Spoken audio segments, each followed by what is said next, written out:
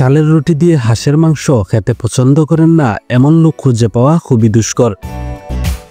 আর এই খাবার যদি গোলাপগঞ্জে পাওয়া যায় তাহলে তো আর কথাই নেই।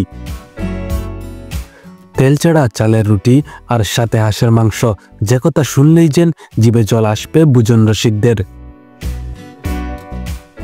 শুধুই যে চালের রুটি দিয়ে হাঁসের মাংস পাবেন এই রেস্টুরেন্টে তা নয়, নবরূপে ও নতুন নামে যাত্রা শুরু করা এই রেস্টুরেন্টে দেশি খাবারের পাশাপাশি রয়েছে আরও নানা ধরনের মুখরোচক খাবারের আয়োজন।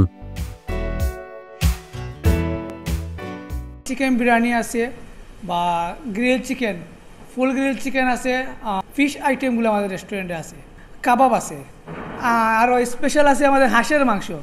গ্রাম্য ভাষায় যেটা বলা হয় হাঁসের মাংস আর রুটি, এইটাই আমাদের এখানে আছে। চালের রুটি আছে, হাঁসের মাংস আছে। তাহলে আর দেরি কিসের?